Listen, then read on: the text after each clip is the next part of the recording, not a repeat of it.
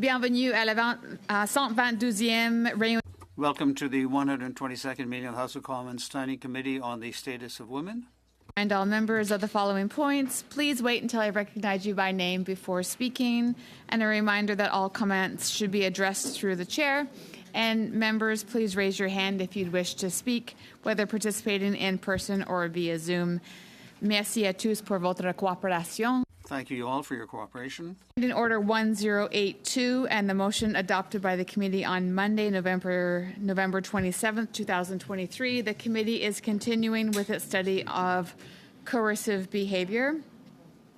Before we welcome our witnesses, I'd like to provide the trigger warning. We will be discussing experiences related to violence and coercive control. This may be triggering to viewers with similar experiences. If you feel distressed or need help, please advise the clerk. For all witnesses and for all members of Parliament, it is important to recognize that these are very difficult decisions and discussions, so let's try to be as compassionate in our conversations as possible. I would now like to welcome our witnesses. For today's panel by video conference, we have 3 witnesses appearing as individuals and who have chosen to remain anonymous. They will be referred to as Witness 1, Witness 2, and Witness 3, and I would kindly ask all members to refer to each witness as such. We also have by video conference from Ottawa Victim Services, Heidi Illingworth, Executive Director. Witness 1, please begin. You have up to 5 minutes. Thank you. Thank you.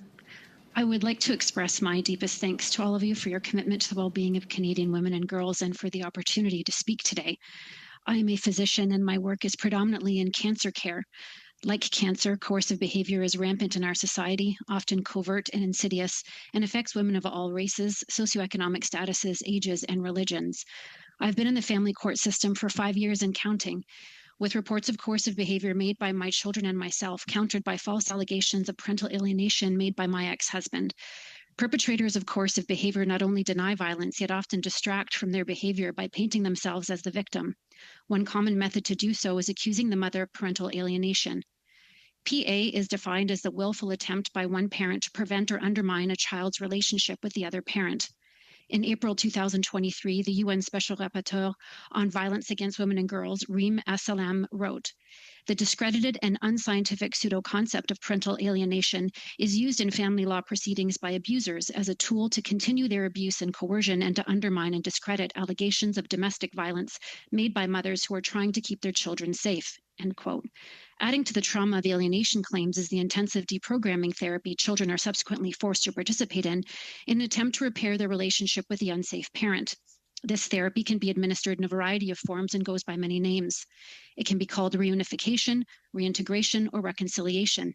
Even the words family therapy, when in the hands of certain therapists, is a benign appearing name given to veiled reunification therapy. This therapy is not regulated and has no supporting literature indicating that it is effective. In fact, there's literature and numerous testimonies from youth outlining its short and long-term negative psychological consequences.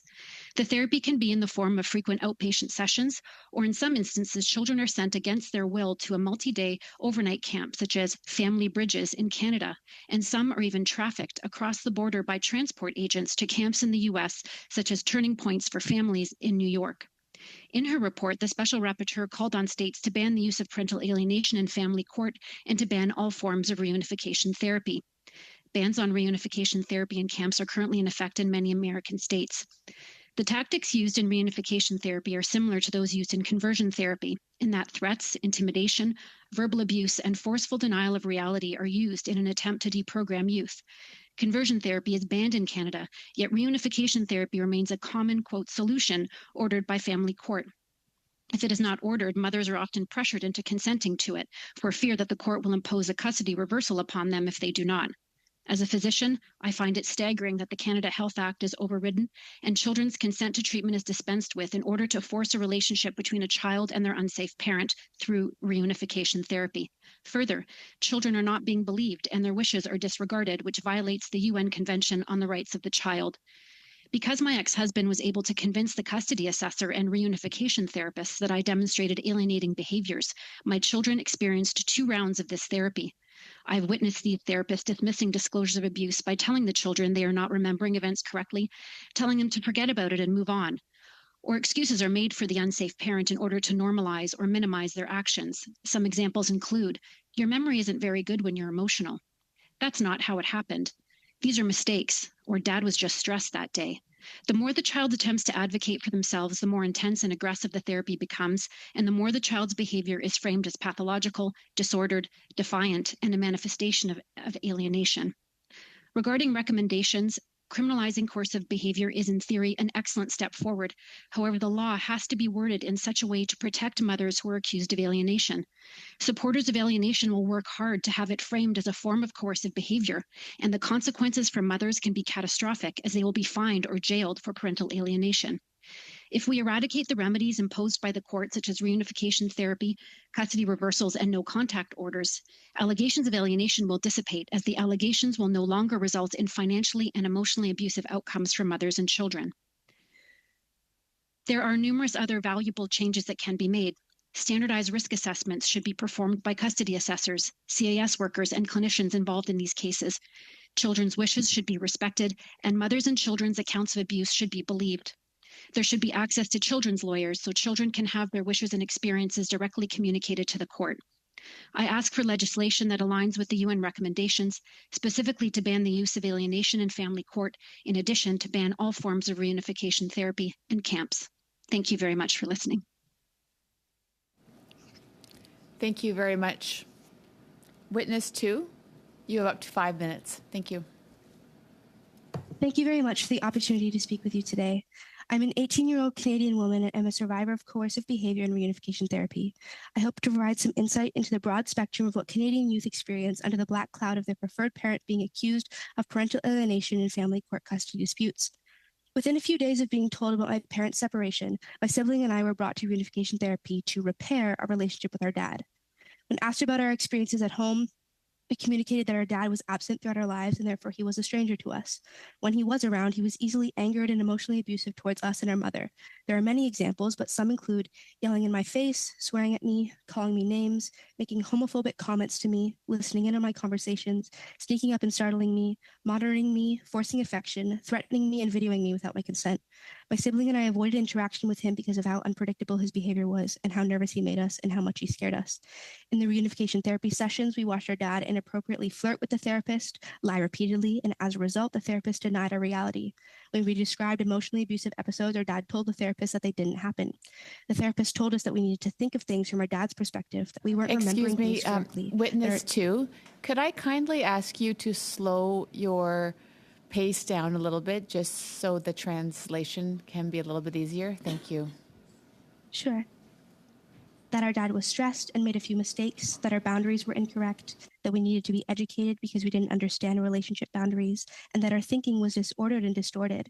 The therapist also asked us to look into our dad's eyes and tell him that we loved him because telling our dad that we loved him would make things better. Overall, we were blamed and repeatedly told we needed to change our behavior and perspective to make things better. We were ignored and were consistently asked for our mom's reaction to the abusive events. I didn't understand at the time, but later realized that this was an attempt to further the accusations of alienation against my mom. My sibling and I tried to refuse to attend therapy, but we were told we had to go. We each had one session per week with the therapist, either alone together or with our dad for 1.5 hours. On top of this, we would soon be doing activities every weekend with the therapist and our dad without our mom present for 4 hours, such as baking, shopping, cooking, and going on outings. When asked how long we had to do this for, there was no conclusion date provided. After many sessions, my sibling and I refused to continue to attend. We thought that was the end of the nightmare, but instead we started a Section 30 custody assessment. The situation was even worse. The assessor had spoken with the reunification therapist to get her opinion. My sibling and I again described numerous abusive episodes. My dad painted himself as the victim, and the assessor believed his numerous lies. We were not believed, not listened to, and were made to feel as though we were the problem. We were told we needed to get over to the past and stop thinking about those events because they didn't actually happen. The assessor told me that I had black and white thinking and that I needed to stop being stubborn and change my thinking. The assessor also said that I was overly emotional, that my emotions were distorting my memory, that I was defiant, immature, closed-minded, and that I was at a high risk of mental health issues if I did not have a relationship with my father. I asked to have a lawyer to represent us and directly express our wishes, but a judge would not allow it because we had an assessor involved in our case. We then had to start a second round of reunification therapy, but this time at an office over an hour from our home and school. It was the same. We were told we were the problem. The sessions with both therapists and the assessor were stressful and traumatic on a background of the trauma I experienced with my dad for years beforehand. We then had to restart more sessions with the assessor because she wanted to assess how things with our dad were progressing in reunification therapy. Things were worse. My dad's behavior didn't change as he was not held accountable by anyone throughout this process. Not one person in my life. Witness two, I'm terribly sorry I need to interrupt you, but I need you to slow down your pace a little bit more for the translation. And if you can speak up a little bit too as well, that would be appreciated. Thank you. Of course. Is there anything I should repeat? No, just continue from where you were. Thank you. Not one person in my life would characterize me as being dishonest or having disordered thinking, except for the assessor and reunification therapists. I again asked to speak to a judge. We were told we could speak to a judge, but only after his trial decision was made. I found that very upsetting, given we wanted the opportunity to tell the judge that my dad was lying to everyone throughout this process and to tell the judge what actually happened in our lives. My entire high school career and adolescence has been tainted by these experiences. My mom being accused of parental alienation silenced her, but also silenced my sibling and I, and stripped us of our rights and access to resources to help us.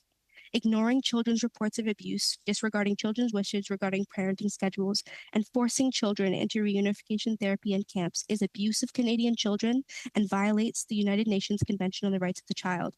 I'm asking this committee to please protect the rights of young victims of coercive behavior by creating legislation to ensure that a children's lawyer and/or an abuse-informed clinician is granted in order to have their experiences and wishes directly presented to the court. In addition, please create legislation to ban parental alienation accusations in family courts and ban all forms of reunification therapy in camps. The well-being of Canadian children depends on it. Thank you very much.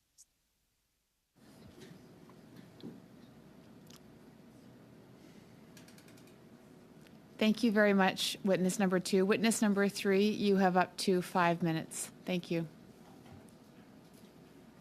Thank you so much.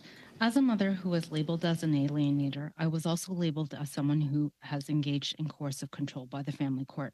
The criminalization of coercive control on its own standing would put those that it is meant to protect at greater risk if the use of parental alienation and its associated remedies remains an option to family court judges.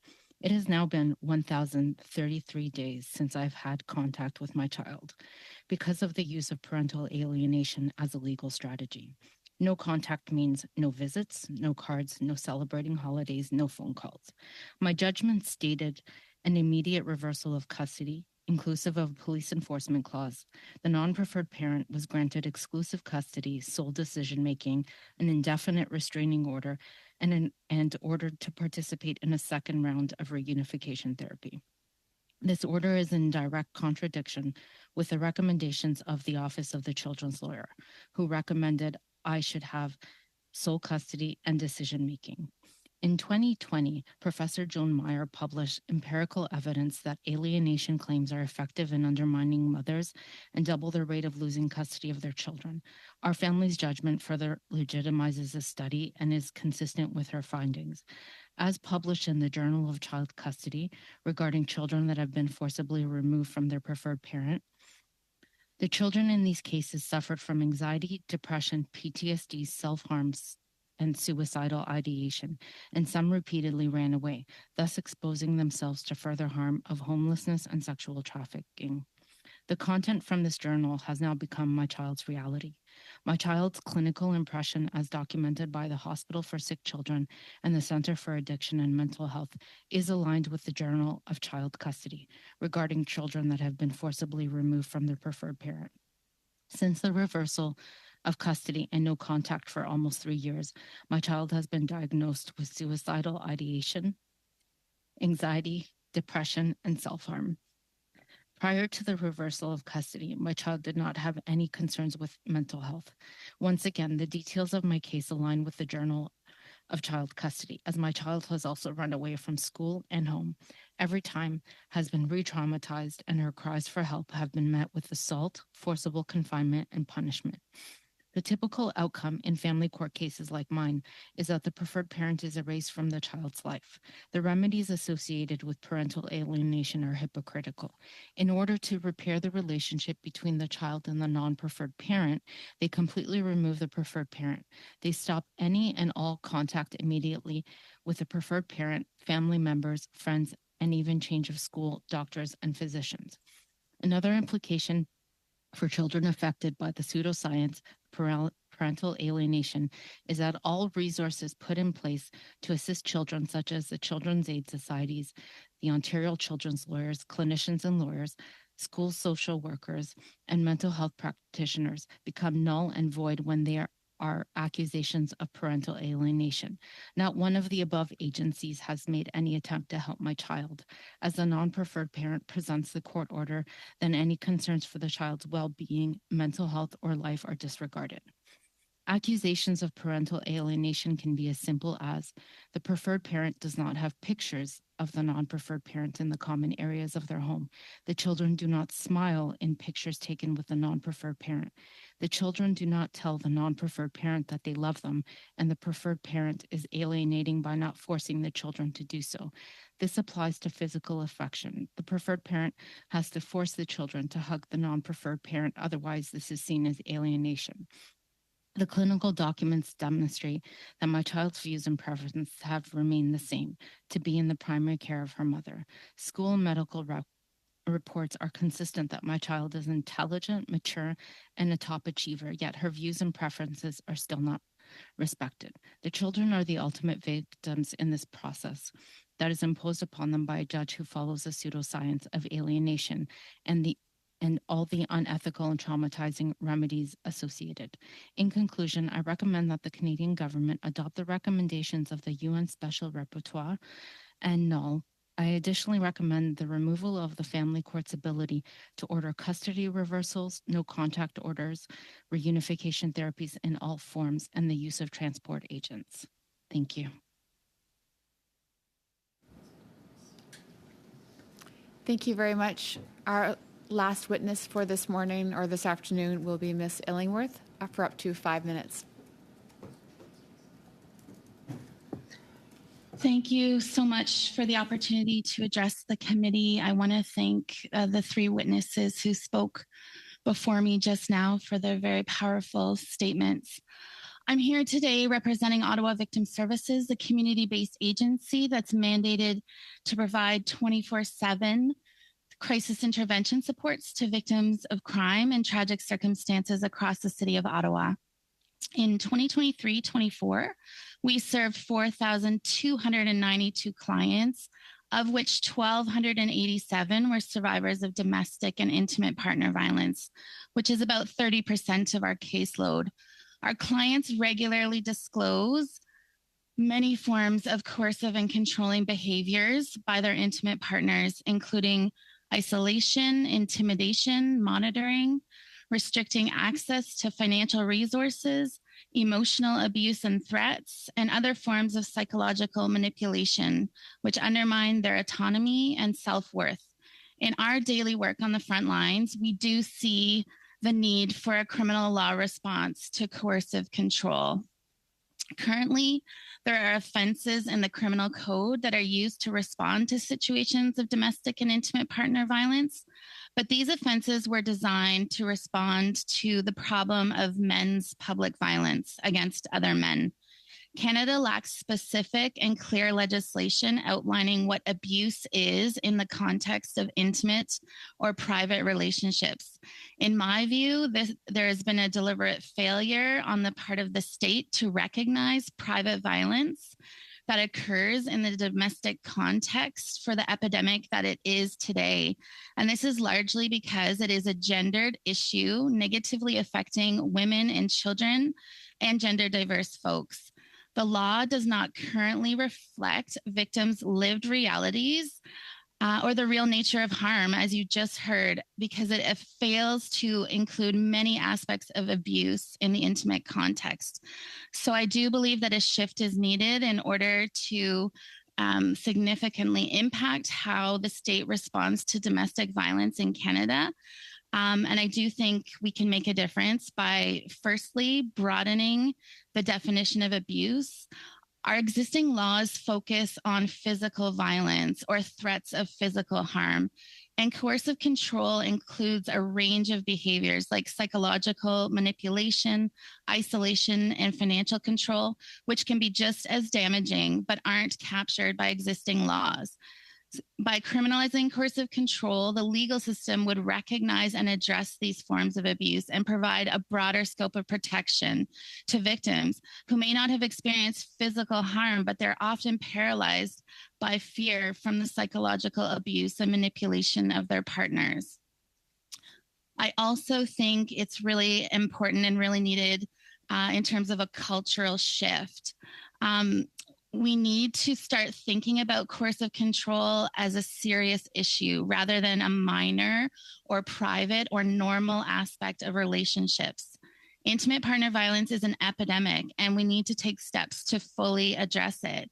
Criminalization will help to change public perceptions, reduce stigma around seeking help, and better define what is abuse and what is healthy relationships.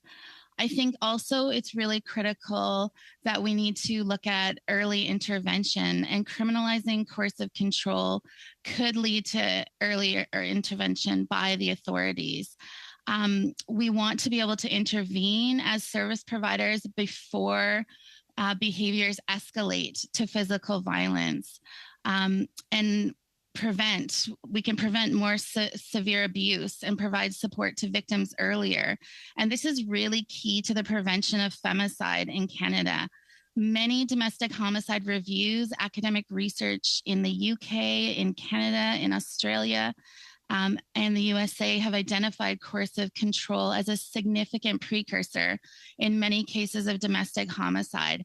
Coercive control often precedes, accompanies, or escalates into more severe forms of violence, including intimate partner homicide. And the recent CKW inquest into the murder of 3 women in Lanark County, Ontario, recommended in number 85 that we include coercive control as defined in the Divorce Act as a criminal offense on its own, or as a type of assault under Section 265 of the Criminal Code.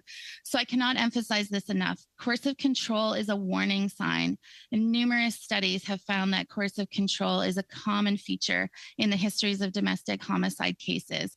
Victims often experience prolonged periods of psychological abuse, manipulation, and control before the situation escalates to violence or homicide. So I want to make a couple of recommendations today and echo the words of the 3 witnesses before me. As presented to you by the National Association of Women in the Law, we know that many victims of intimate partner violence do not go to the police, but those who have children will interact with the law in the context of family law. And abusers are known to continue their violence and control post-separation in the form of judicial violence.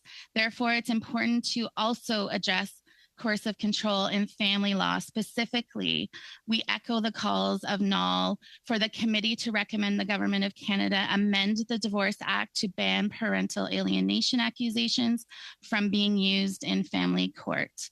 And then I also would like to echo recommendations made earlier to you by the Canadian Centre for Women's Empowerment. So to have the government recognize the gendered aspect of domestic violence and how coercive control is deeply rooted in gender inequality. We recommend increased funding of services to adequately protect and support victim survivors before and after separation.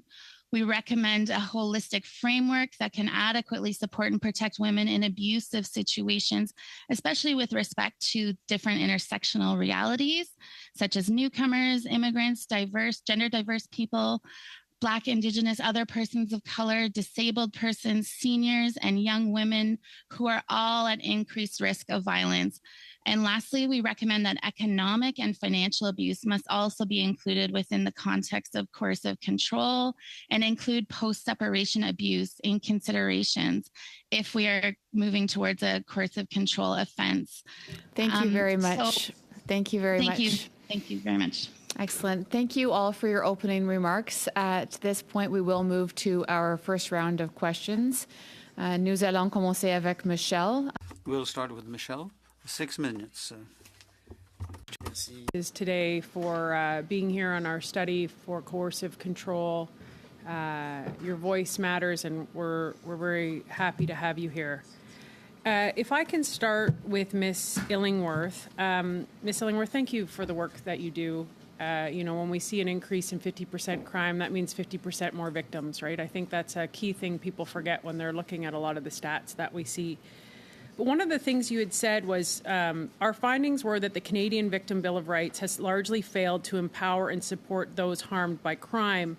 I called for, this is your words, I called for a parliamentary review of the Act and issued 15 recommendations to the federal government for legislative and administrative measures. What response have you received from the government? Well, I'm no longer the ombudsperson for victims of crime. So you would have to speak to the new ombudsperson about what is happening. But as far as I know, the recommendations that I had made have not been actioned as of yet. Yes, yeah, I appreciate that you're no longer the ombudsman. But when you were, so was there any response from the government at all on your recommendations? There was not. And were you given a reason why?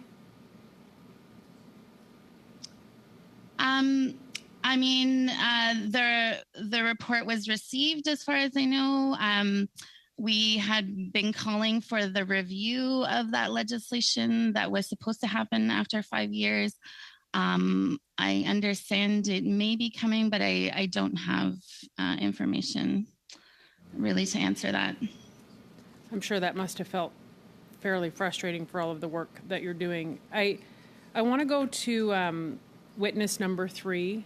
For those watching at home, the identification is obviously very confidential today as we navigate these difficult situations. And I want to thank you for testifying. But you did, witness number 3, you did say you were a mom, and the number of days that you've been alienated from your child, can you say that again, please? Yes, of course. Can you hear me okay? Yes. It's been 1,033 days as of today. So that you haven't seen 3. your child? No, I haven't. I have no contact, no phone calls, no video calls. There's a restraining order. I'm only allowed to speak to doctors and her teacher. So as a mom, I'm looking around the room, we're all our eyes are kind of popping out of our head a little bit because we can't imagine that. What has been told to you in order for you to be able to see your children again? The judge has granted my daughter's father, he gets to decide whether I get to see my child or not. So he was given the exclusivity of whether or not I have visits. So I guess we've heard a lot of testimony here and to you, Ms. Illingworth, one of your recommendations was to remove the term parental alienation from the Divorce Act. I'm going to go to witness number 1, who described herself as a physician, and you had suggested standardized risk assessment. What is your recommendation, witness number 1? Obviously, being a physician, you have clarity around structure of systems. How do you prevent parental alienation? Because that is real, even though the testimony we've heard today is awful. It's a violation. Like, what has happened to you is unacceptable. It's criminal. But what would you recommend we put in to ensure that parents aren't using their children as leverage to alienate them? Is there wording that can be changed? And Ms. Illingsworth, you are free to jump in on that suggestion if you wish as well. I guess what we're looking for is what that language looks like. If we remove that from the Divorce Act, how do we still ensure the safety for the children? Yeah, I think we need to look a bit historically at this phenomenon of parental alienation. This was created in the early 80s by a disgraced psychologist who used the concept of parental alienation as a method to distract from sexual abuse accusations against fathers. And it has been used as a vector of abuse against women since then. And this, if you can all Google who started this. His name is Richard Gardner. Some of his quotes are, "I believe all of us have some pedophilia within us. A child who has suffered bona fide sexual abuse may very well have enjoyed this experience." I mean, this is how this started. And so this concept of parental alienation has morphed into, it is used in settings where men are accused by the mom and or children of abuse. It is used to distract from, they're false allegations used to distract from the abuse. And sadly, there's been a lot of case law across the world, even here in Canada. As soon as parental alienation is raised, women are down a rabbit hole. And so the word alienation in the setting of abuse has to be eradicated. And the way to do that is on the front lines to have risk assessments. So from the get-go in these custody battles, we can determine whether or not abuse is present. Thank you very much. Thank you very much for your answers. And I'm confident that there'll be many other questions from members that you'll be able to finish some of your thoughts. Anita, you have the next 6 minutes. Thank you. Yes, thank you very much. And I have to say, like all members of this committee, I think this is some of the most disturbing testimony that we have heard. And I'd like to start with you, witness 2.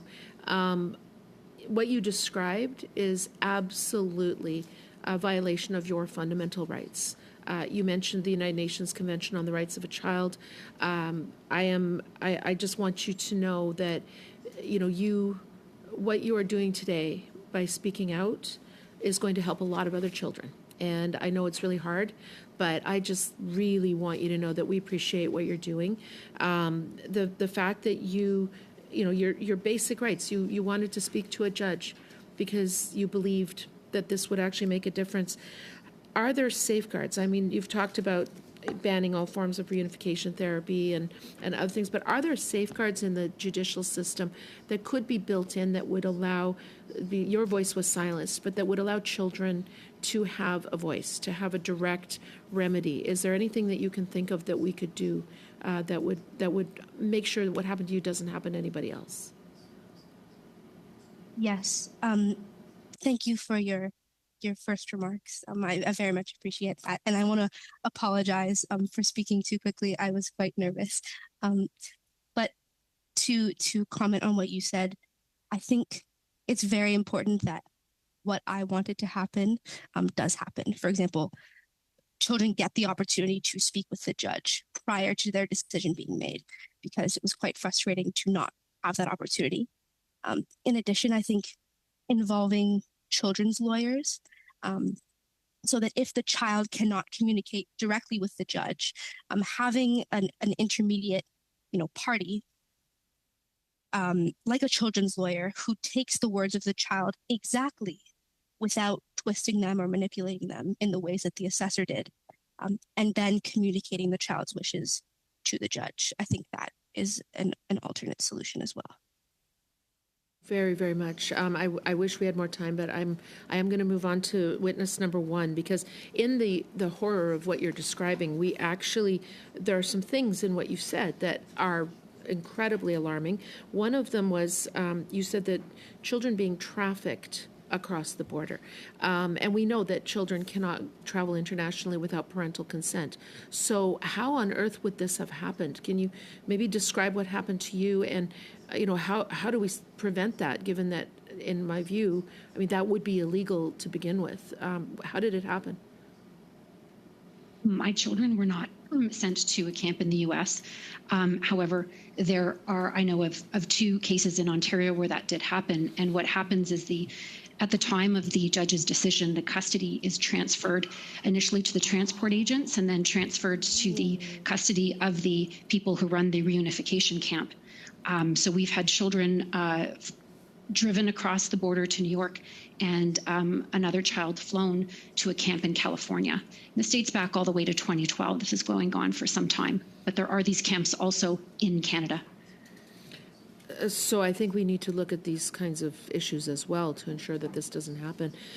Witness 3, we all talk about consent, and you described something in your testimony about children being forced to hug their father.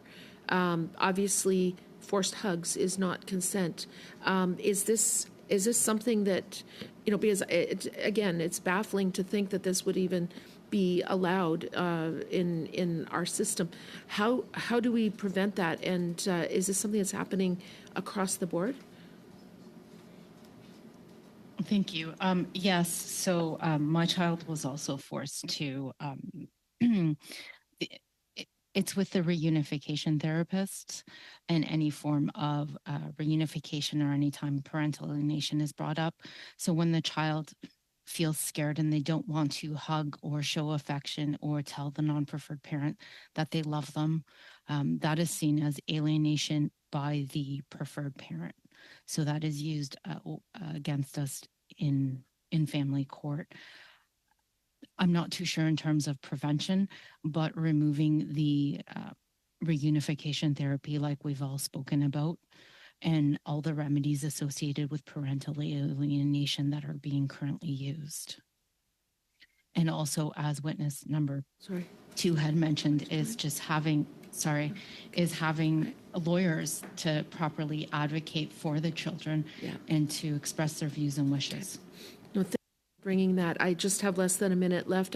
Ms. Illingworth, you've heard this testimony and you work with victims. What are your thoughts about what we've heard today?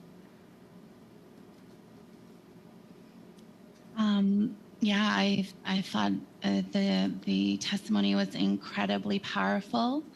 Like I said, I don't think Canadian laws adequately address the lived realities of victims and can respond to them adequately. And we see that certainly in the criminal context, but I think the witnesses today have eloquently showed you how this isn't working in the family law context either.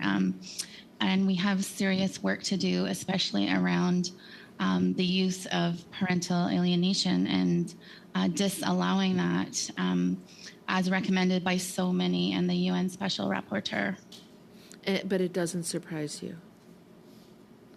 No. That tells everything. Thank you, Anita. Thank you. Adrienne Larouche, vous avez 6 minutes. You have 6 minutes. Thank you very much, Chair. And with our 4 witnesses, thank you very much for taking the time to come and share with us your experiences, your lived experience that has been troubling, traumatic, and thank you for contributing to our study. And I'm going to begin with Ms. Illingworth. You referred to coercive control. Could you tell us a little more with regard to the coercive, the response to coercive control? Maybe develop that a little bit more.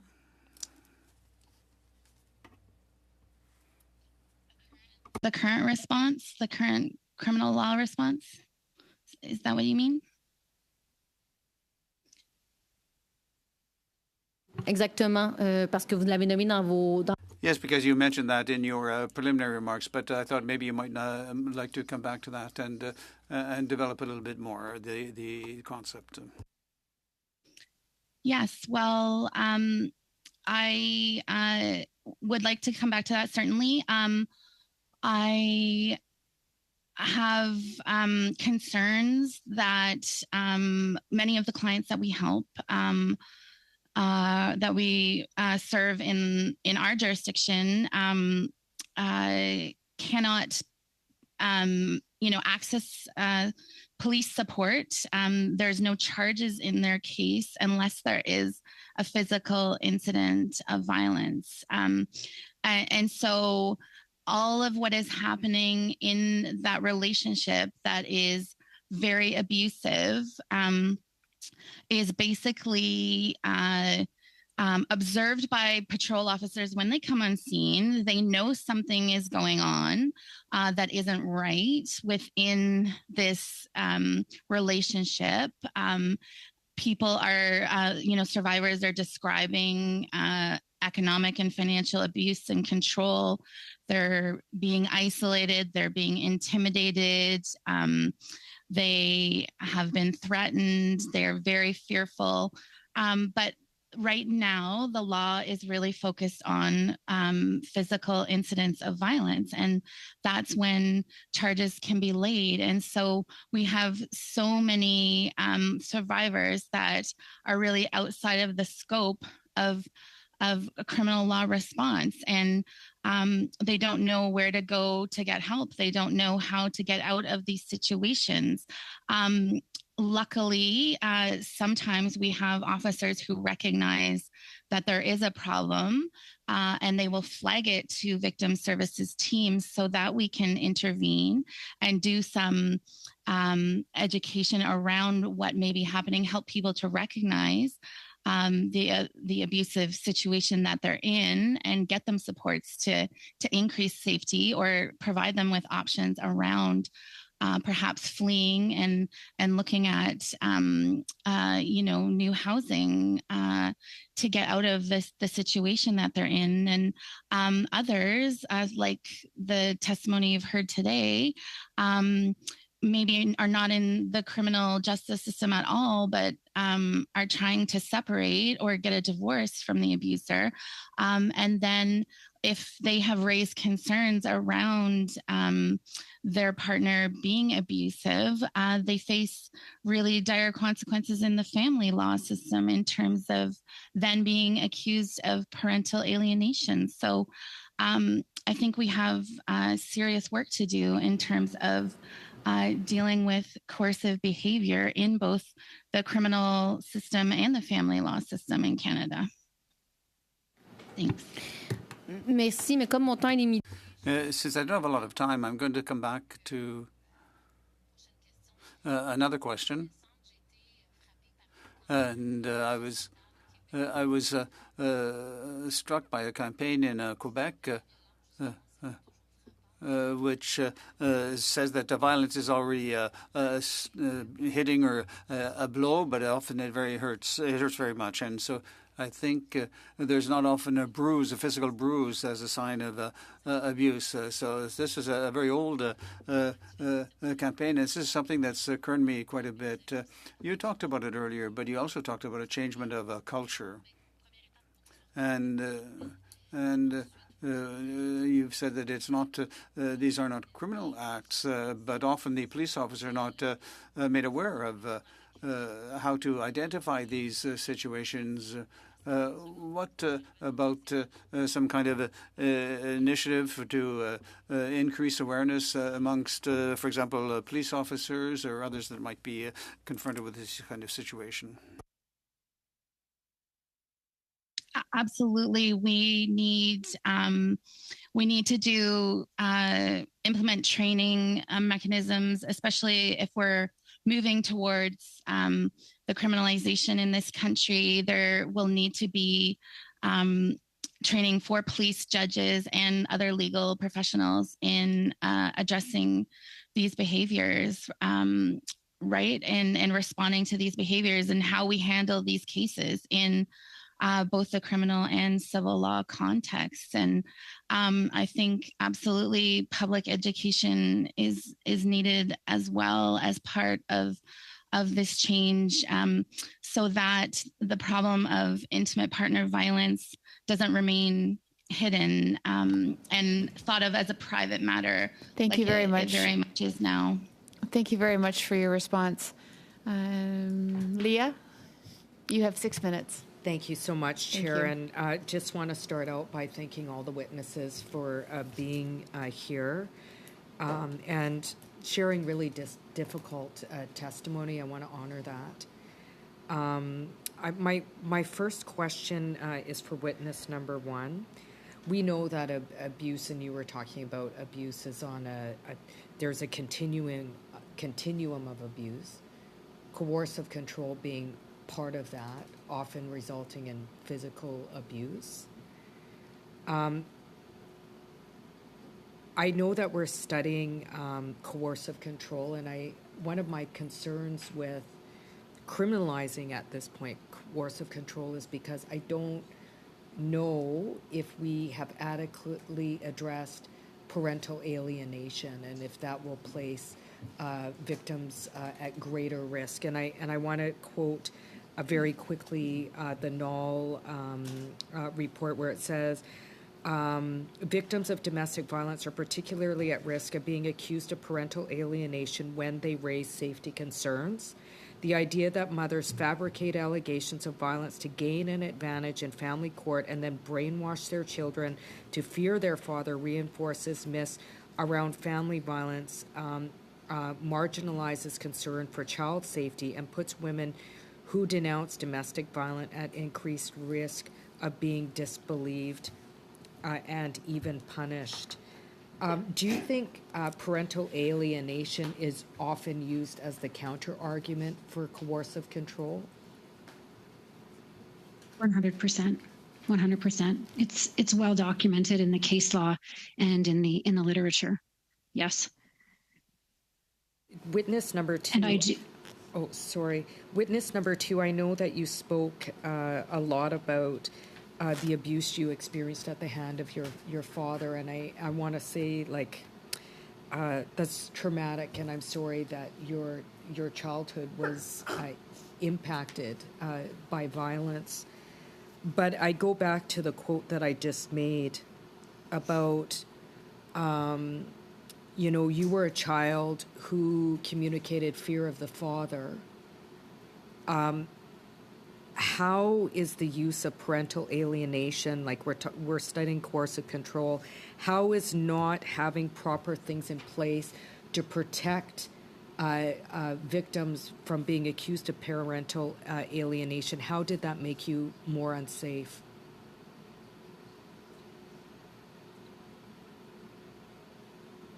Sorry, the question, would you mind repeating it? Well, you were saying that your mother was accused of alienating your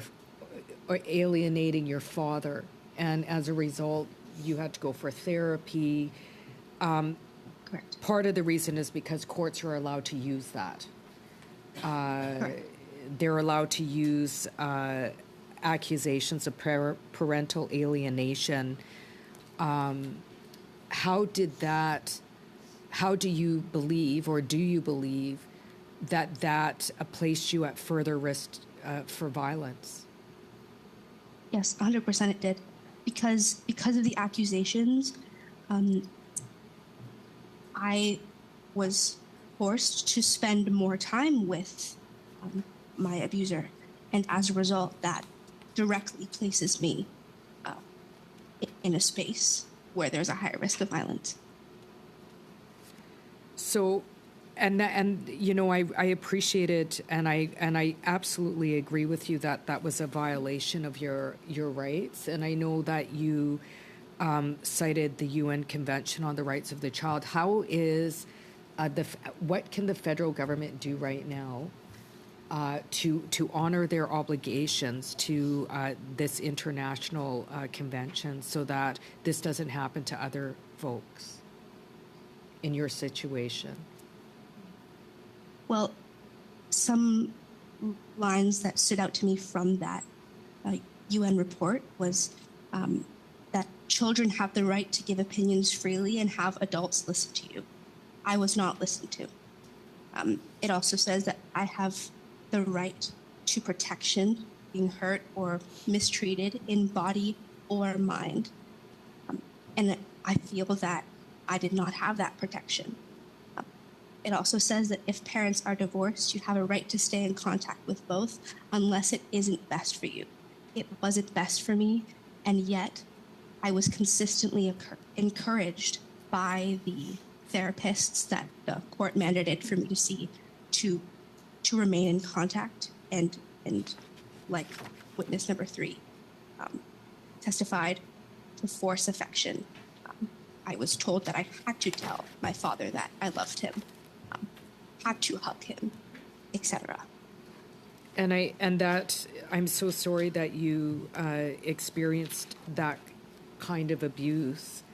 And just to say, I only have 30 seconds left, and I know that you shared some really difficult testimony that I hope through this study, when we're looking at coercive control, that we'll make sure that we put forward recommendations that, I think unintentionally place victims like yourself in greater harm. Thank you. Excellent. Okay. Thank you. We have completed our first round. We'll now begin a second round of questions from our members. Dominique, I'd invite you to have 5 minutes. Merci beaucoup, Madame la Présidente. Thank you very much, Chair. Thank you to our witnesses for their testimony. And once again, we're struck by what we've heard today. People who are young victims not listened to, and I think when you have someone who has to keep secrets from their doctor, and secrets that must be considered, and the risk for their case, Ms. Illingworth, we have heard testimony from women who said that if I knew what to expect, I would not have left my family. For example, parental alienation, accusations, and there was testimony about economic distress. And do you hear this kind of comment from women who have gone through this process and this experience? And so the price to pay for getting out of this violent milieu is worse than having stayed in that environment. Have you heard that?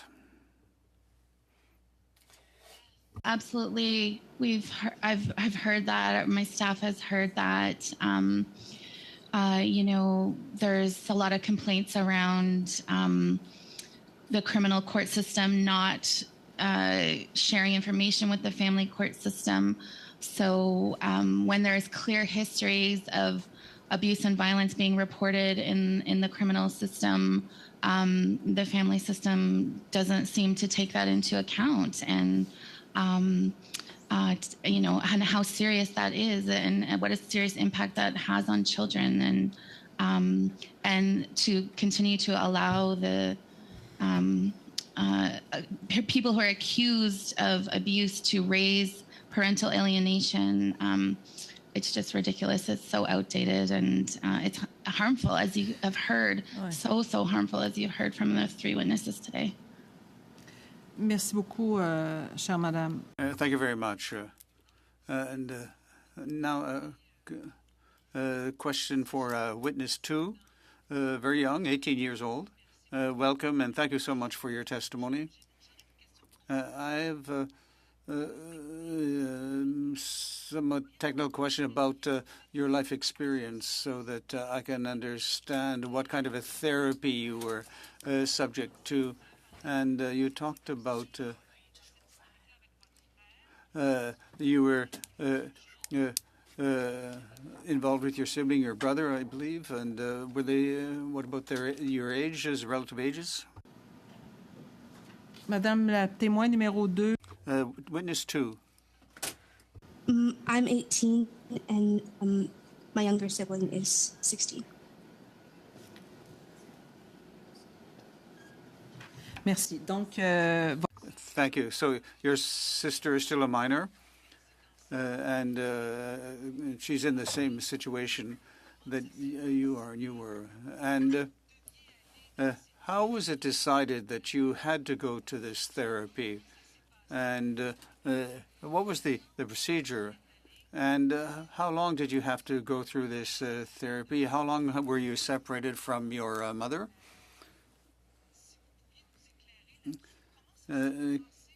How did this all happen, this decision that you had to go to undergo this therapy? Well, it was ordered by the court, and I had to go. I started this process when I was 14, and I continued just before I turned 17 through this therapy.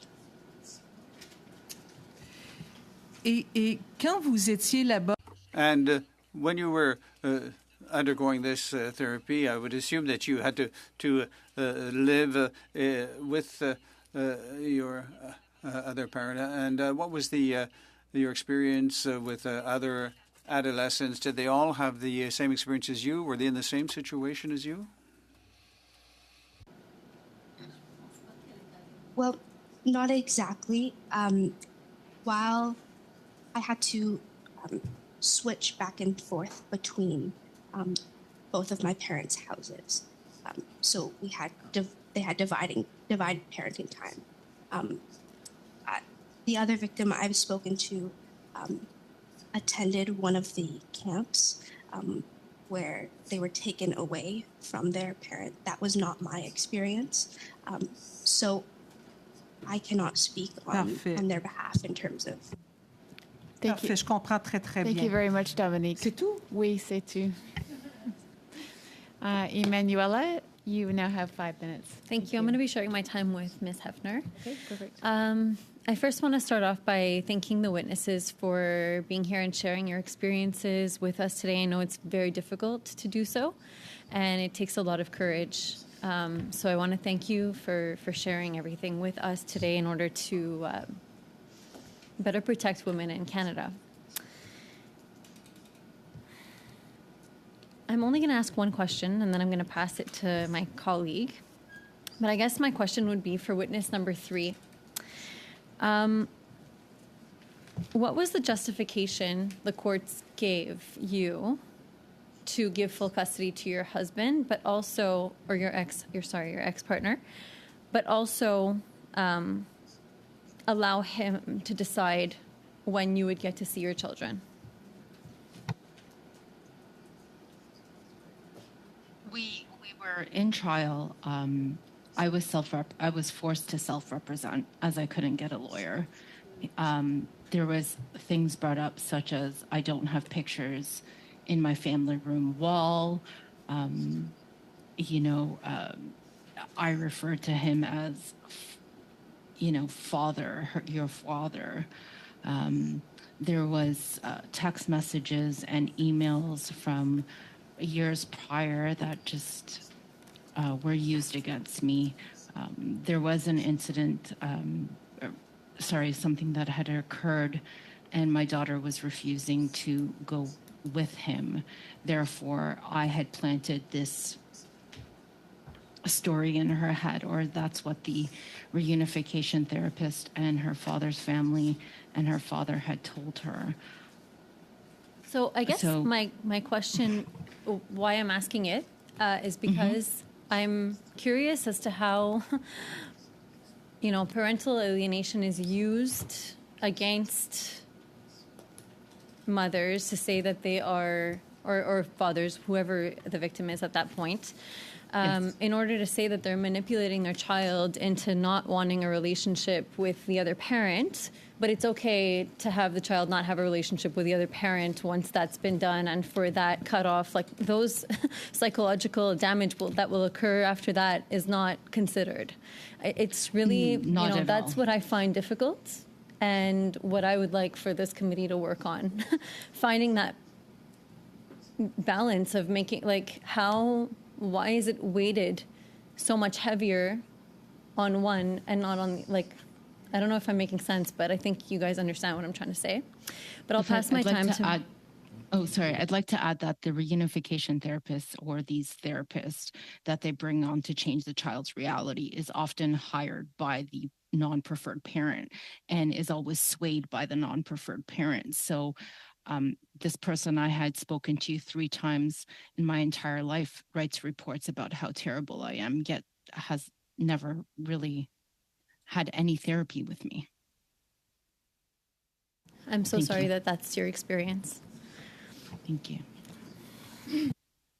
Hello, witness 1, 2, and 3. This is Lisa Hafner chipping in here. I met with the 3 of you a couple of months ago, and I was extremely moved by your stories. I'm very glad that you've accepted the invitation to come and share with the entire committee. I think it's something that we all need to hear.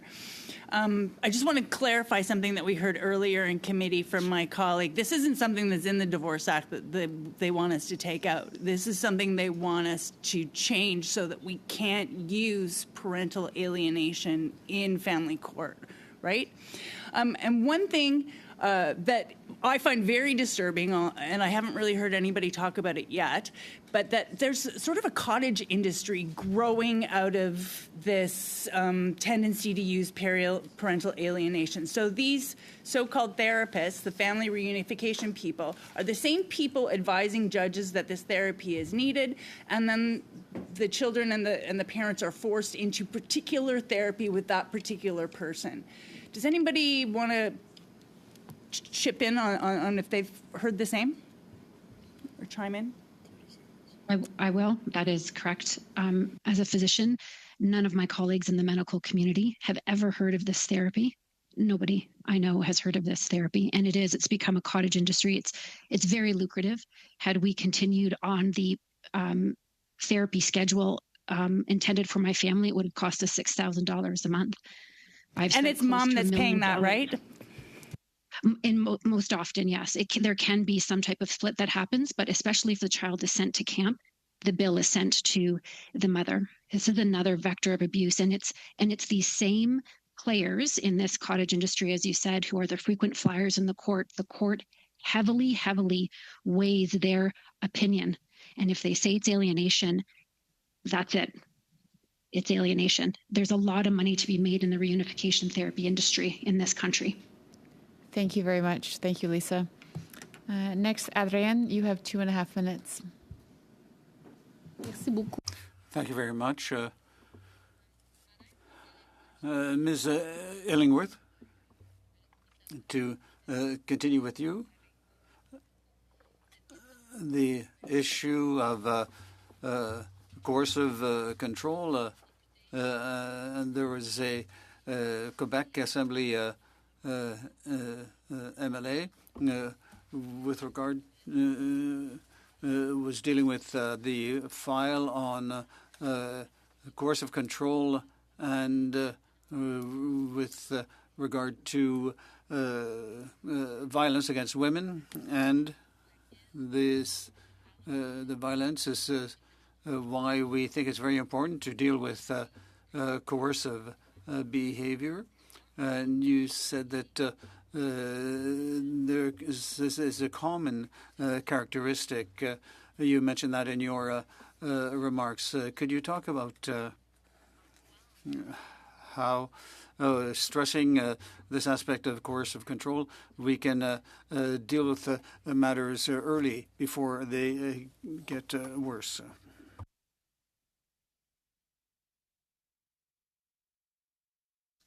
Yeah, I think it's very important for police to be able to have training to recognize these behaviors as abusive, and that they can, if not intervene with charges as of yet, but they can intervene by making referrals to victim services so that social workers can intervene with these clients and hopefully provide some crisis counseling, some safety information and services and planning, help to assess whether they are ready to leave or not. But we know that coercive and controlling behaviors can escalate to more severe forms of abuse and are a precursor to domestic homicides. So if we do change the law and criminalize it, I do think that we will be able to have hopefully much reduced incidents of, basically every second day a woman and girl in Canada is killed now by a partner, a former partner. This is a really serious issue, and we haven't put enough focus on tackling this violence in our communities. And I do think that moving towards criminalization will do that, but of course with Thank you very much. the caveats that we need training for police and judges and officials. Thank you. Sorry. That's all good. Thank you. Leah, you have 2.5 minutes. Thank you so much. I actually want to continue on with you, Madame Ingleworth. I don't think there's anybody on the committee that doesn't believe that coercive control exists and is harmful. But there's a couple of things that have been said that just kind of make me feel like we've taken steps before we put other steps in place to make sure we're actually protecting people. One is criminalizing or banning, not criminalizing, banning the use of parental alienation as one. Two is the training of judges and police officers that can actually make an assessment. We know certainly in the Null report that victims are often, when they accuse or bring up issues of abuse, as we know with the Null report, it's not uncommon for judges to defer to them trying to alienate the other parent. Do you think that we need those things in place before we can move forward safely with a law on coercive control? I do agree that we have to move in both directions. So I'm hopeful that this study and your recommendations will lead to, the Divorce Act and amending that there to ban parental alienation accusations. Yes, but I do think it's also critically important that we move towards criminalization in the criminal code as well. The same page there, with caveats, right? To make sure. And I share that because Witness 2, I feel like as the child, when we're talking about parental alienation, because those things were not in place, it actually placed you in a situation of violence. Would you agree with that, Witness 2? Because of the fact that parental alienation was allowed to be used in court? Is that? Yeah, because parental alienation was allowed to be used in court. Yes. 100%. Thank you, Leah. Thank you. Michelle, you have 5 minutes. Thanks, Chair. This is tough to do in 5 minutes, I'll be honest with you. I guess I'm going to start with Ms. Illingworth, if I can. Is there anyone tracking data on the escalation of coercive control? Because we know it almost always escalates to violence and, as you said, homicide. Is anyone tracking that data? Well, we have the Canadian Centre, the Canadian Femicide Observatory for Justice and Accountability. We also have the domestic death homicide reviews that happen in many provinces. So I know there's a lot of data there. I don't believe federally, like we don't have a violence against women survey that includes any coercive control data collection that I'm aware of. But again, I guess we'd have checking with Stats Canada on that. I don't believe the self-reported victimization surveys dig too Where I'm going with specifically into this, that as well. Yeah, I think the issue is that the definition in itself of coercive control is fairly new, and so to have that data is going to be a challenge. But I think the data collection is going to be critical, and I guess I'm just looking for an agreement of a nod here because I want to move on to something else. But if we collect the data, then you can really show the escalation of what coercive control turns into in terms of a crime. You pointed to 30% of your caseload is intimate partner violence. Has that number changed? I assume that's your current number. What was it in previous years, and has it increased or decreased or stayed the same? Yeah, we've seen increased demand for services for sure. Our numbers for gender-based violence are about 50% of our files. So that includes, criminal harassment, sexual assault, human trafficking, intimate partner violence. We, post-pandemic, there's definitely been stresses on our team and increased numbers responding to violence in the community. The same with Ottawa Police. They've seen similar jumps. Thank you. I want to go back to witness number one. I've really valued your input. I think, obviously, as a physician, you're very clever, and you've obviously been through some horrible lived experience, which gives you a lot of credibility in this coercive control study. When I'm looking at the Divorce Act, and I'm looking at when it changed and the new changes that were put in, what I see is that no matter what it says, an abuser or somebody who is effective at coercive control and manipulation is going to be able to use whatever is written to their benefit. So my question is, how do you word this in a way that prevents an abuser from manipulating the system? Especially when you have, like I heard from our other witness, who doesn't have the money to defend themselves, who doesn't have the financial means to do this in court. So I'm worried about what language we're going to use that is going to ultimately protect,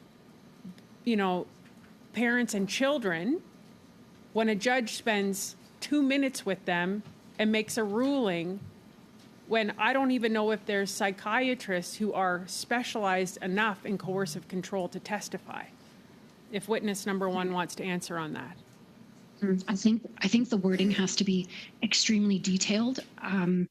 These men who use these alienation allegations are very slick at circumventing abuse allegations.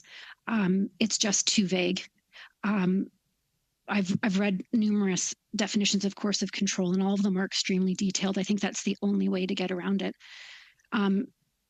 And to your point, the education piece for every single person that touches these cases has to be very high, and not just education, but also putting that education into action. As it stands now in these cases, the people, the quote professionals that are involved are highly educated in parental alienation. They do not recognize coercive control as abuse, as witness 2 mentioned, and the same thing happened to me. It is not deemed abuse. So they don't have enough knowledge. And so I guess what I would ask, I only have 10, 20 seconds left here. Are you able to submit what you believe to be a definition of coercive control? I believe that is going to be one of the biggest recommendations we're going to have from this study. What does that definition look like? Taking and keeping in mind that an abuser is going to be able to twist and manipulate that verbiage. Yes, 100%. Thank you very much. Happy to do so. Awesome. Thank you very much, Michelle. Lisa, you have 5 minutes. Thank you. I'll just continue on that same vein. I think it was witness number 3 who was speaking. There are other jurisdictions that have already legislated against parental alienation, so there is wording that we can learn from. Do any of you know about these other jurisdictions, these other countries that have banned it, and whether it's working there?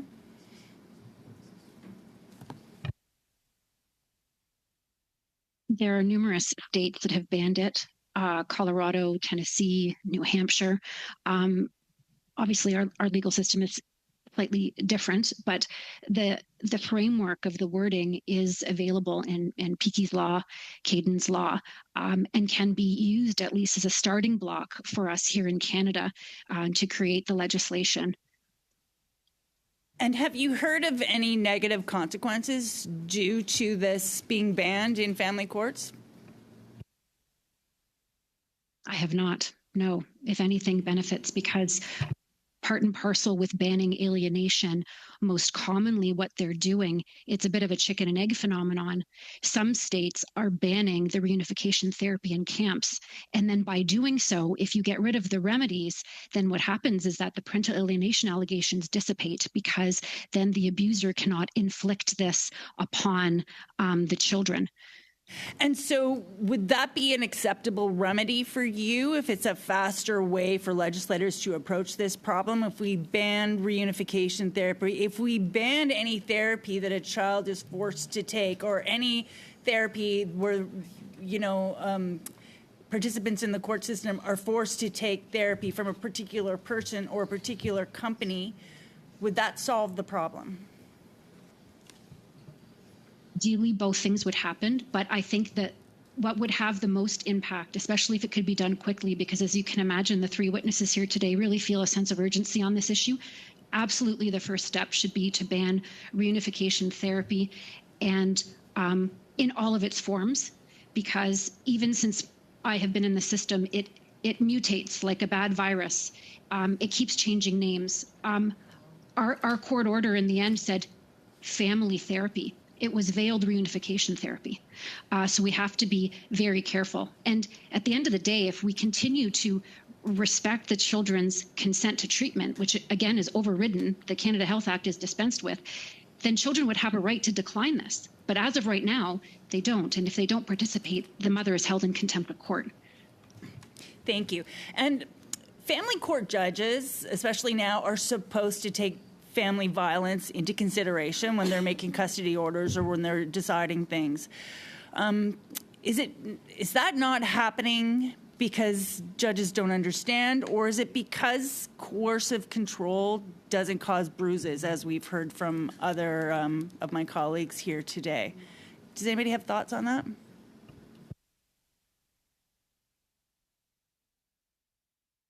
Sorry, I don't want to dominate, so I'll let someone else speak, although I do have a comment. I 100% agree with you.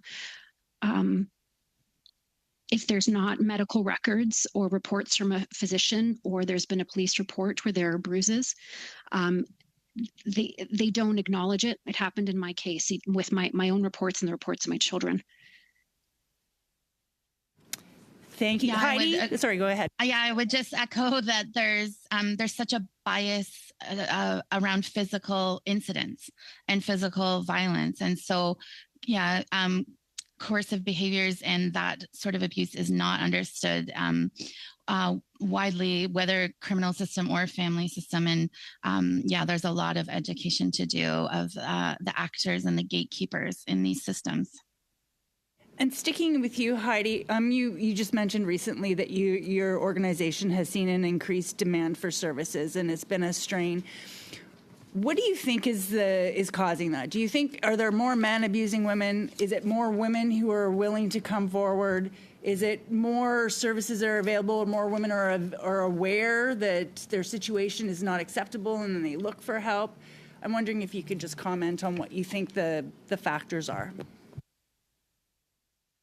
Yeah, I think that there has been some public education that happened during the pandemic, which was good, and there was recognition that some people aren't safe at home, and there was more public outreach around where to get help.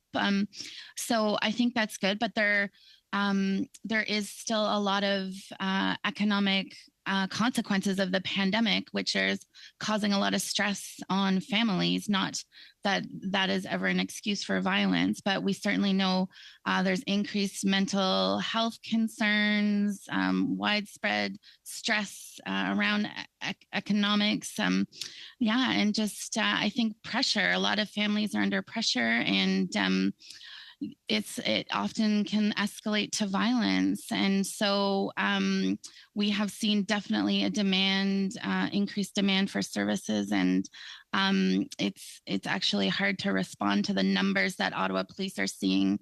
And we share files with them. We have shared clients and try to support as many as we can. But there's definitely lingering impacts from the pandemic. Okay. Thank you very much, Lisa. Thank you for your work. Thank you. Next, Michelle, you have 5 minutes.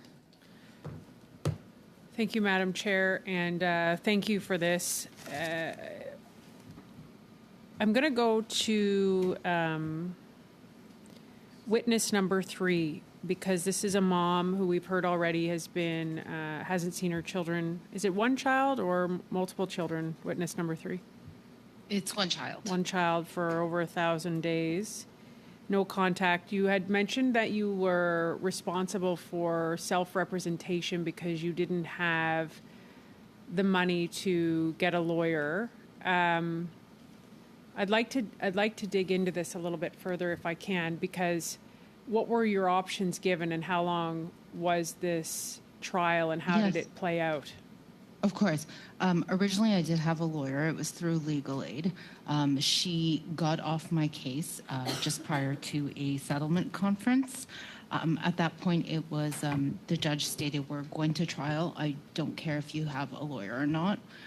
So I had about 2 months to try and find another lawyer, and about a month and a half, and no one would take me on, whether it was Legal Aid or even if I had the financial means, just because there was absolutely no time. So I had put in a motion. I had asked the judge, I think 2 different judges, if they can postpone my trial till a point where I can get a lawyer to represent me, and they both of them refused and said, we're going on with or without you. Okay, thank you for that. Witness number 2, you are a young woman who's shared your story today, 18 years old. And I guess what I would ask you is, were you, number one, how old were you when this first happened with your parents' divorce? My parents separated when I was 14, and it took less than a week for me to be sent to my first reunification therapy session. Wow. Okay. So you were told, did you know your parents were separated? No, they told us. And then soon after we were sent. Okay. That's not even enough time to process your parents' separation. So were you consulted? I will be honest though, because my dad was rarely around, it felt like they were separated for a long time, but still, without a doubt, there is definitely not enough time to process what exactly is happening, and so I was going into those reunification therapy sessions with a skewed idea of what was actually happening. Wow, thanks for that context. So 14 years old, you're probably in grade 9 at this point, a lot of things happening in your own life. So were you consulted, were you ever brought into a room or interviewed by forensic interviewers, or how was it assessed, and how were you consulted by therapists during this process? I was simply, brought into the room and asked particular questions about how I was finding my relationship with my dad, how were the relationship with both of my parents, what memories do I have of the two of them together, separately, and also I was asked quite frequently what my mom's reaction to abusive instances were, which I realized later was them, getting information about what then to use against my mother in court about parental alienation. So for clarification, that happened under the reunification therapy of you being asked those questions. That's when that happened. It didn't happen before. It didn't happen through the court system. It didn't happen. That happened strictly under the reunification therapy. Yes, I was asked very similar questions by both reunification therapists that I saw and by the assessor that I saw, all three of whom were, advised by the court for me to see. Were you, you were a child, you were 14, right. Were you told, or do you know now, who chose these therapists? Was it your mom or your dad, or were they appointed? How were they decided, or do you know? I don't know. Yeah, no, that's fair. I think one of the things that we see, and I'm sure everyone in this committee can attest to, is children are often used as leverage in a messy divorce, and it is abuse. There's no other word to really describe it other than that. The resentment or the personal feelings of the parents is taken out on the children, and they are left with the trauma and the pain. And it's not fair, right, what you had to deal with. And I think it's just important, that adult problems are not your fault. Is there anything you would recommend to this committee to ensure that children aren't used as leverage in divorce and abusive relationships? I think just understanding that another reason why that is the case is because the abusive parent knows that through the children who the other parent loves dearly, by affecting them is another way to get to the non-abusive parent.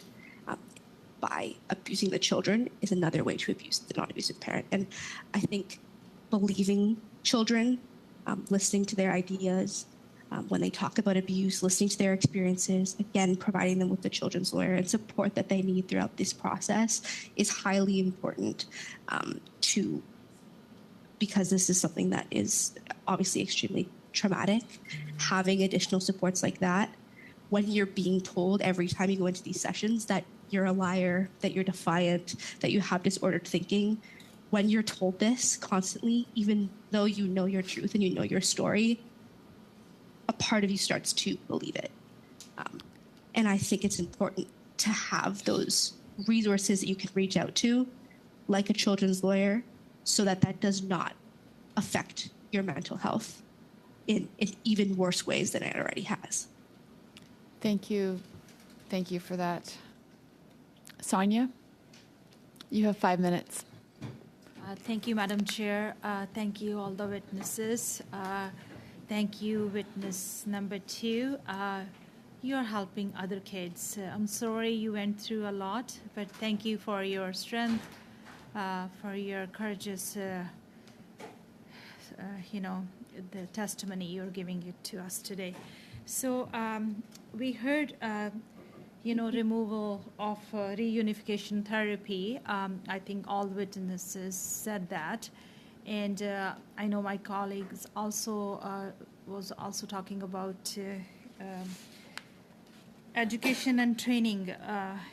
If the education and training initiative are taking to the justice system to empower, the school education. So what do you think? Can you elaborate, on that? What should be done? I will start to Ms. Illingworth. Sorry if I pronounced wrong. Yeah. So I can start from you. I think there needs to be a lot of training for legal system actors around how children are often weaponized by abusers, right? And this is all about controlling the mothers and maintaining control. And a tactic that they use is trying to separate the mother from the children. And this is a gendered form of abuse. And we have to provide education to police and crowns and judges and everyone, including defense lawyers as well, and people working in the family court systems around this, and understand how in these situations the mother and the child and children can be jointly abused. So I'll leave it there and let others answer as well. Get your feedback on the 2023 UN Special Reporter Reem Aslin's report on parental alienation. The report urges a victim-centered approach, and that is the best interest of the child must take the precedence over all other criteria to all witnesses. Do you agree with this recommendation, and how can this be established in our family codes? Witnesses number one can answer that if. You're asking what can be done in the family courts to help victims? Yeah. So do you think the victim-centered approach is the good approach? Yes, absolutely. I think it's important to.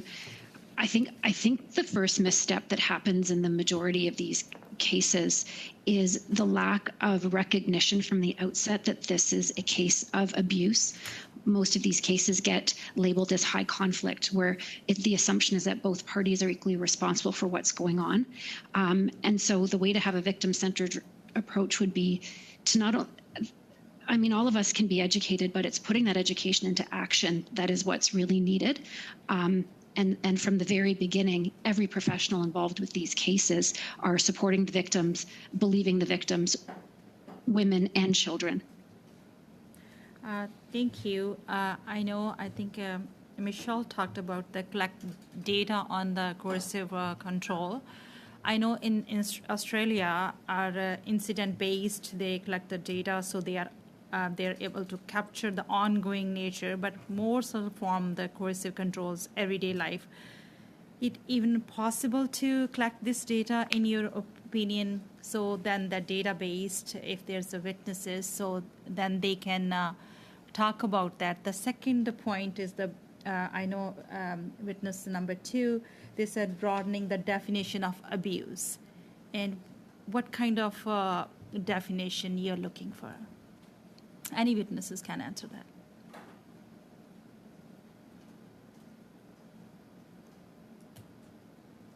I think it has to be expanded, especially in this post-litigation scenario, to include all of the forms of post-litigation abuse that occur, whether it be undermining the mother, bankrupting her by continuing to bring her to court, using the children through this alienation accusations and this reunification therapy. But there's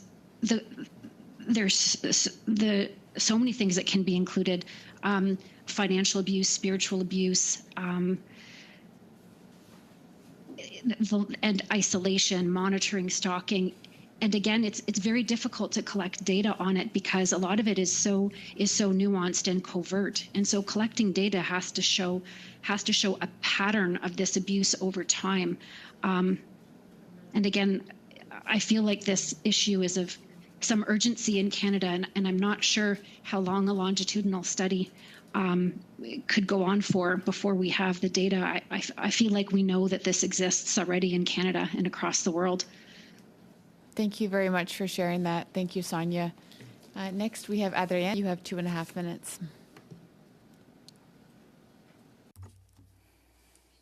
Thank you very much, Chair. I looked at the internet site for the Canadian Observatory on Femicide and for Justice and Responsibilization, and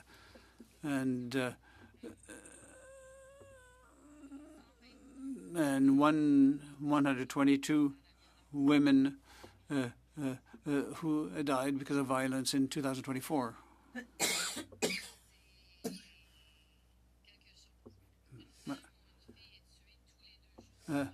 A woman is killed every 2 days in our country, generally by men, and a woman is killed by their partner, their male partner, once a week. One woman a week is killed. This is frightening.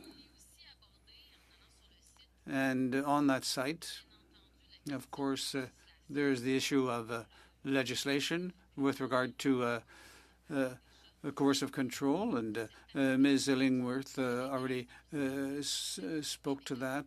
But I think there is also the issue of legislation and the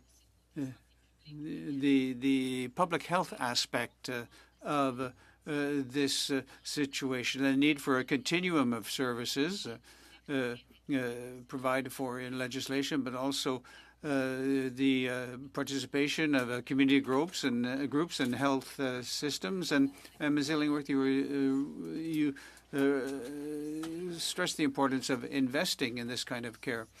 And how can we have a legislature and investments in the health system, not only investments in the legal system, but also investments in the health system to assist victims? I absolutely agree with you that a public health approach to violence is needed. We know that we are seeing epidemic levels of intimate partner violence, and we need to take a coordinated approach to respond to it, a holistic approach, and we can't just make changes in the family law system and to the criminal code. We need to have robust social supports for survivors, including healthcare and including all of the services that they need in the aftermath to access, including shelters, emergency shelters, including safe housing, affordable housing to rebuild their lives free from violence and in a safe ways. We need, crisis intervention services better funded. We need mental health supports to help recover and legal aid so that we don't have situations like witness 3 described where she can't be adequately represented. And the consequences of that are so serious. So a continuum of care for survivors. And I'll let someone else join in. Thank you so much for sharing that. Leah, you have 2.5 minutes. Thank you so much, Chair. So, we've heard disturbing testimony today. Just looking at the Knoll report, what they said was that in 2000, it says that the situation in terms of parental accusations of parental alienation have in fact worsened. And then it says another concerning finding, parental alienation is a controversial concept used in clinical and legal settings to describe children who refuse or resist contact with a parent. Despite its lack of scientific validity, this theory has gained, in quotes, considerable traction and has been widely used to negate allegations of domestic and sexual abuse within family court systems on a global scale. So I know we spoke about getting rid of reunification therapy, but I'm also concerned that because parental alienation is still being allowed to be used, if it's not going to make victims of violence without this step put in place, without getting rid of parental alienation, less likely to report abuse or pursue things legally to protect themselves and their children if ultimately parental alienation is used to further victimize victims of coercive control. And I'm wondering if maybe Witness 1 could speak about it, and maybe if we have time, Madame Inglesworth? So you're asking me if I think that parental alienation should also be banned in addition to the therapies? No, that because it isn't banned right now, if it, as a result, is causing reverse harm in terms of making victims less likely to report abuse. 100%. Yeah. Absolutely, and there are women who are even counseled by their lawyers to not raise abuse for fear that the reaction will be parental alienation allegations. So a lot of women now, I mean, I've thought about it in my own case. What would have happened had I not even raised it from the beginning? And I think even children, this is silencing women and children, and it's just going to continue as long as alienation is being favored in the court system. There's a great study out of University of New Brunswick that looked at cases in Canada where both alienation and abuse were alleged. And it shows that as soon as alienation is raised, the case goes in the favor of the parent, most commonly the father who accuses the mother of alienation. Thank you for sharing that. Dominique, vous avez 5 minutes. Merci beaucoup, Madame la Thank you very much, Chair. I'm going to continue with witness 2.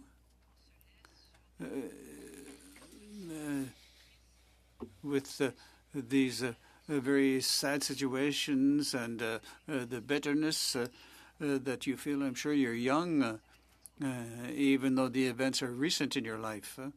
How do you are you going to deal with this in coming years? How are you going to retake control of your own life after these events? Well, that's an interesting question. I think by doing what I'm doing now, exactly at this moment, relearning that I know my story, relearning that I know my truth and that I know what I went through, and speaking out about it for the young girls and young children who are still in the court system and cannot speak out. Now that I'm 18, I think it's important to do that. Locally, in your community, at my school, I did this. And now I have the opportunity, which I'm incredibly grateful for, to do it on a much larger scale. And that has definitely helped me a lot in terms of controlling my life. Merci beaucoup. Je vais partager. Je pense que Thank you very much. I think my colleague would like to ask a question. Thank you very much. I just want to take an opportunity to thank all of you today. It really is courageous, and it's important testimony. So I just wanted to have that on the record. Witness number 1, because this is a study on coercive control, if you're comfortable, would you mind sharing with the committee so we can have on record examples of your relationship and when coercive control started to show what it was and how it escalated?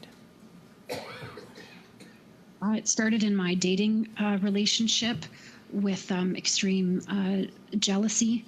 Every phone conversation started with, "Have you talked to any guys?" So I was restricted and isolated in terms of interacting with other men in my personal and professional life. It escalated to making comments on my physical appearance, so feeding on that insecurity. There was one episode of putting his hand on my neck to hold me down on a bed.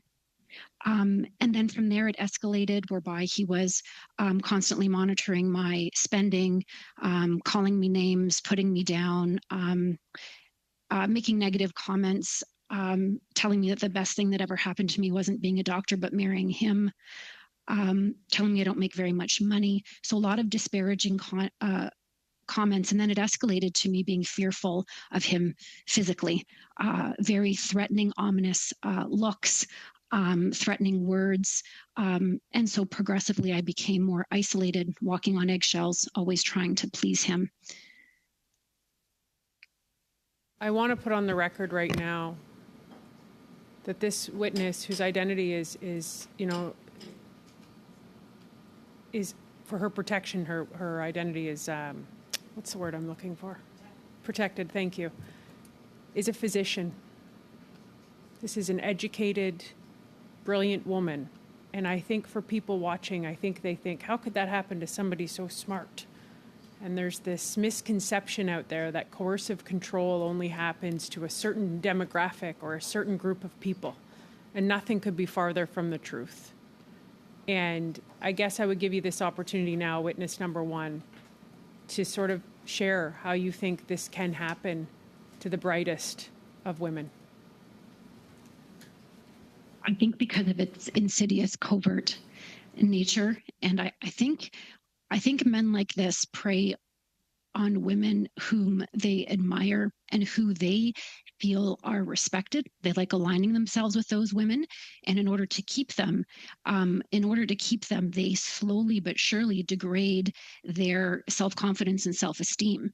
And so you become ensnared and manipulated and end up being almost enamored by this person because you feel as though you're lucky to have them. And you start to, over time, believe the negative things they say. I also feel from a healthcare perspective that women who work in areas where they're caring for others are prime targets. Like look at Jennifer Kagan, Dr. Jennifer Kagan, for example, and her horrific experience.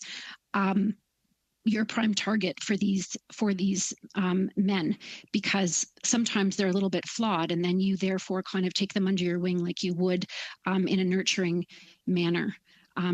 So like I said earlier, this has no boundaries. This is truly an epidemic in this country that needs to be addressed. Thank you, both Dominique and Michelle. Last round, I believe Lisa, for 5 minutes. Sure. Thank you. Thank you very much. Once again, we just so appreciate this testimony today. I think it's really valuable. And we've talked about this a little bit today, but there is some concern that if we criminalize coercive control, it could be used against victims. It could be used against women. Do any of you have thoughts about how to prevent that from happening? I know in the UK, for example, that has been a problem when they introduced a coercive control bill. Heidi, you kind of look like you have an answer. I don't have the answer per se, other than there will need to be robust education of frontline officers. And so like the patrol officers who are responding on scene, so that's a huge task that has to be part of any law that is brought forward. There needs to be training of judges. There needs to be training of crowns. There needs to be training of all legal professionals, and not just criminal law context, because we know that this flows over into family law context as well. I don't know that training is the only answer. I think there's public education work to do as well.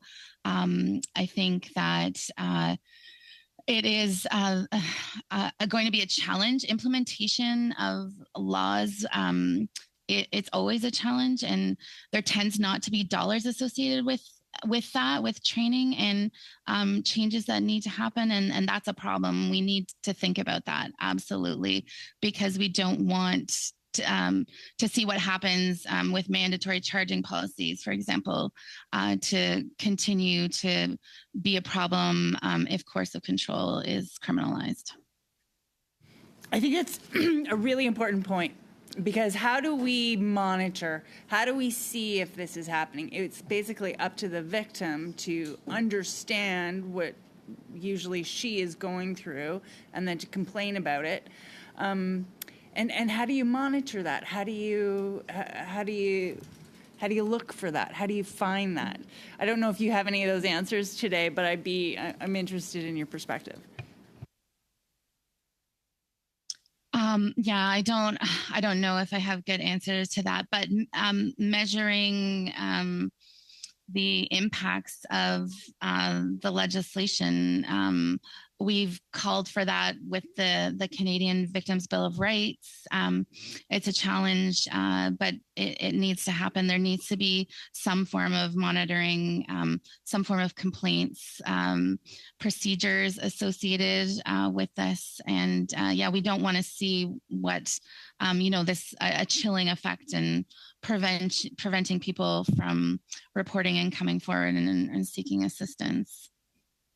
And I'll open up to witness 1, 2, or 3. If you have any concerns or any thoughts about how coercive control can be legislated, any impacts or fears that you have that it could be used against you, any other thoughts about that as a law?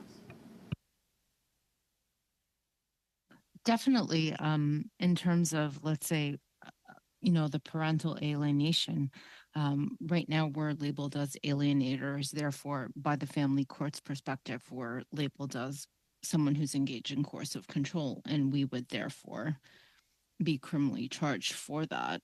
I think definitely the alienation, there would have to be wording, and I can only speak to family court, but wording in terms of the legislation for the coercive control that includes if the parental once parental alienation is brought forward, or if there was previous abuse. I'm not sure exactly what the legislation or wording, but those two would go hand in hand.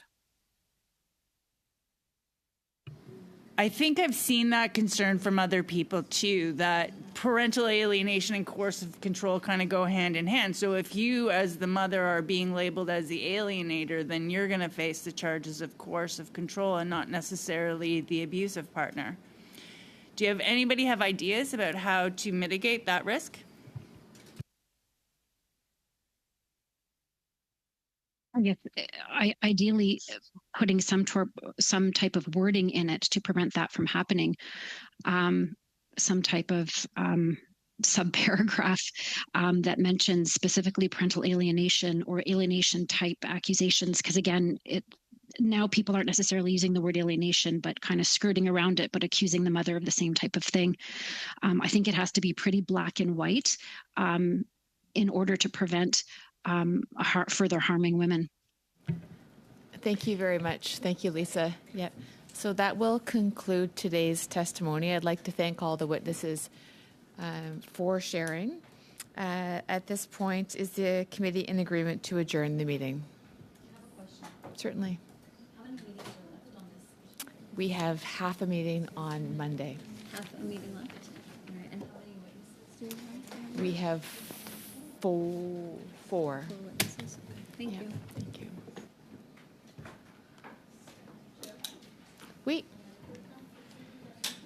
At the end of the third round, we have Conservative, Liberal, Bloc, NDP, Conservative, Liberal. Okay. Thank you again to all the witnesses. Your testimony today has been very valuable. Thanks to the witnesses. Thank you, witnesses. Is the committee in agreement to adjourn?